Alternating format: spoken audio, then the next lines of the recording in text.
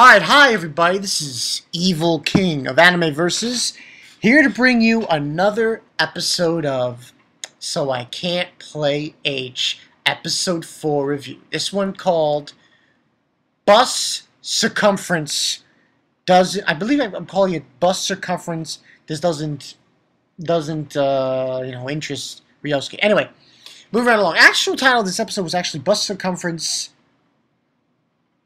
something society.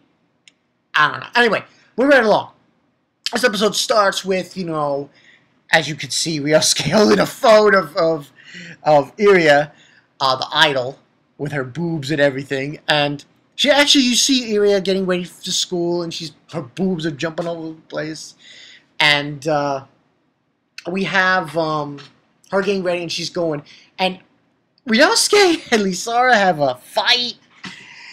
And what ends on happening is she blasts the fucking holy hell out of him because of the fact that he was talking about her boobs in comparison with Lisara's, and she got pissed off about it.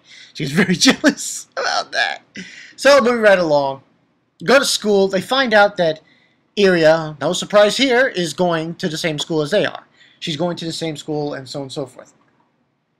And what actually interested me in this episode was not the whole thing with Lisara and Iria and Ryosuke, whatever. It was Lisara's sister, Kuya,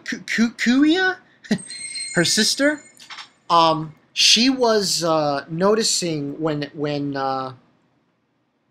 she was noticing something strange when they were on the roof, because Lisara, while Lisara was noticing that the boys were all getting attention, were all going towards Iria to get her signing things and shit, and absorbing energy.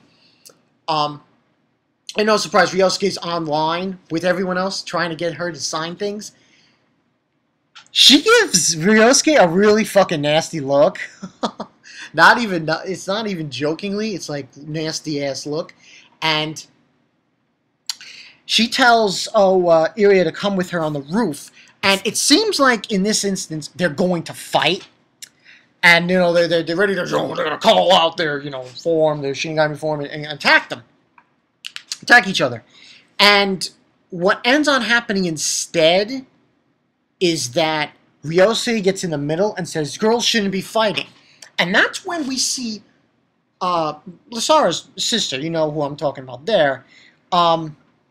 She's there, and she's monitoring the situation, and she begins to realize that apparently she's noticed something strange about Ryosuke. Now, this doesn't come to fruition after the whole situation on the roof is taken hold. And basically what happens then also is that Iria wants to examine Ryosuke, she wants to talk to him and go on a date or something. And she's like, "Let's get out of here, go somewhere alone." And then Lisara gets out in a huff and saying, I can do this on my own, I don't need your help." So that's what ends on happening. Then, after that situation resolves itself, they leave, and they're doing hanky-panky in the girls' changing room. Meanwhile, we have Lisara's sister. She's basically contemplating to herself that maybe that Ryosuke isn't just an ordinary person, that he might be something more. Which gives me to suggest, what if he's actually the special specimen that they're looking for? Well, cut reference that. We moving on, and Lisara is basically walking around asking people about, people with special abilities, someone who's a genius. She finds out, and she finds out that the person she's looking for is in the library. The leader of this group is in the library. They always go to the library during break, so she's going to go there. Now, as she starts going there, she notices that those creatures. Remember that creature she was fighting in episode 1? Yeah, another one showed up. Another one showed up, and she realized this, and she decided to go confront it. So She goes there. She's back on the roof, and her sister's with her. And there's the creature. The creature shows up out of nowhere and starts fighting. Now, before I continue with this review, I have one thing to say. Ryosuke's friend, childhood friend, Mina, I have a problem with her. What the fuck was going through her mind when she decided to make a contract with Lysara's sister? That totally just, like, she wants to be close with Ryosuke. I'm like, give me a fucking break. Really?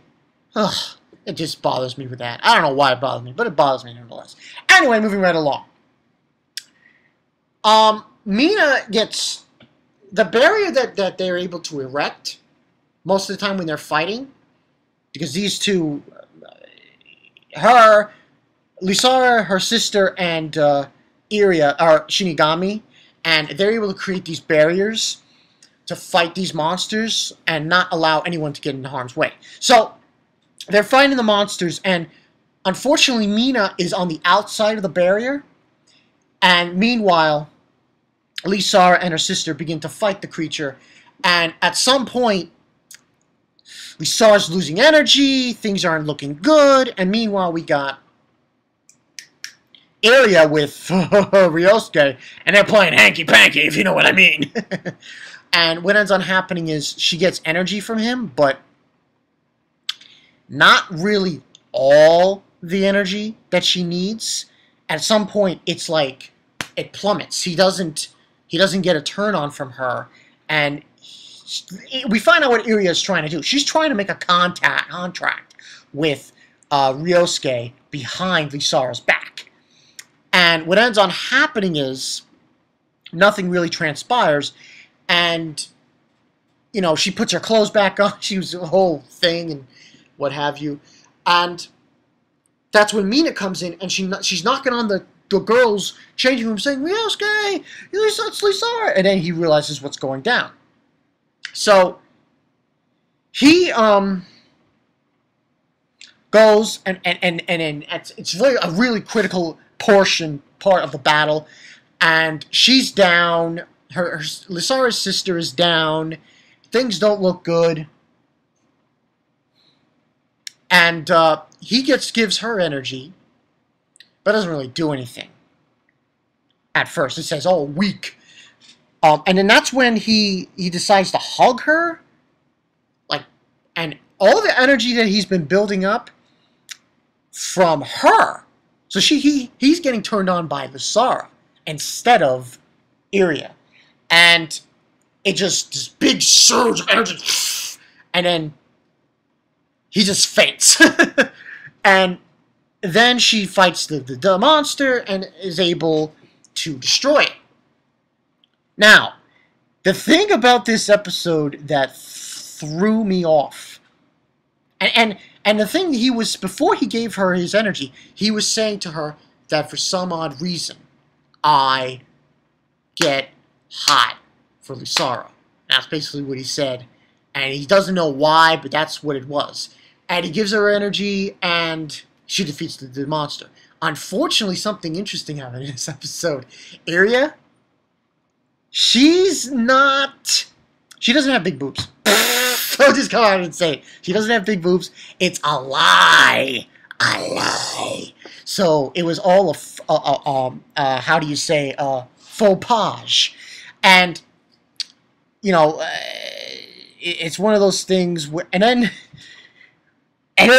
you know, Ryosuke's trying to confront her. It doesn't work, and she punches him. And then you got Mina holding Ryosuke, bloody in the mouth. And that's when Lysara tells them, "Oh, I found out who the special person is. Let's go and find him." You know, so on and so forth. And they go to the library, and that's when, you know, there's this group of people waiting for the emperor guy of the club to show up. Guess who the emperor guy is? Ryosuke. Ryosuke. Ryosuke's the emperor. So basically, this whole thing was around the rosy kind of thing. It was just like completely bunch of horse shit. Sorry I'm laughing about this, but it's just so ridiculous. So basically, the end result of this was that Ryosuke was the special genius, if you will, of the group, of this club that he's part of. And Hisaru was so pissed off because of it. Now, but the thing about this episode that came to light was that Ryosuke he might be the special person that Lisara is looking for, because her sister, Lisara's sister, like I said, brought this up in this episode that it seemed she was thinking like there's more to this person. He's not an ordinary human. There's more to him than meets the eye with his energy and so on and so forth. Now, as far as rating goes, I'm gonna give this only a 3.5 out of 5. I would give it higher, but this is an ecchi show. This is a very perverted show with a lot of perversions going around. But I really enjoyed this one. 3.5 out of 5. Like I said, I really enjoyed this one. I thought that now we're beginning to see that, there's a relationship going full forward, between Lisara and Ryosuke. And it seems like he might be the special specimen that Lisara is looking for. And I just think the whole interaction between the two rivals, and now that it's been revealed that Iria doesn't really have big boobs, it's so stupid. It's like waste, man. Oh, she doesn't have. The only one who has real big boobs is Mina. So, childhood friend. Childhood friend's always like, give me a break. What are you doing? Like, come on. Why are you getting involved in this? Oh, it's like me close to Ryosuke. Give me a break. And, well, Mina said to Lisara, saying, even though he's stupid, he's perverted, and that's the club. But the thing is, he might be the special specimen that Lisara is looking for. Now, I forgot to mention one other thing before I go about this episode. There was a reveal of who's behind these attacks. This guy with an orb who's looking at with this like crystal ball, who is looking at Lisara as she's fighting. So obviously this person is behind it all, and there's more to this than meets the eye. Later on, we'll probably get more details about this whole situation. But yeah, that's all I got for you guys. This is it's been Bonkai. This has been Evil King of Anime versus. Stay tuned. This show, even though it's perverted, and some people will say, "Oh, this bull is fucking perverted, man. Why are you reviewing this?" I like it. I like it. It's like, I want to say it's like Bleach, because it's Shinigami. We don't really get that many shows with Shinigami in it. And I think this is just another one to rank up, saying, oh wow, a show that's pretty interesting. So yeah. But like I said, that's all I got for you guys today. This has been the Evil King of Anime versus episode 4. Stay tuned to this show. It's going to get good. See you guys later.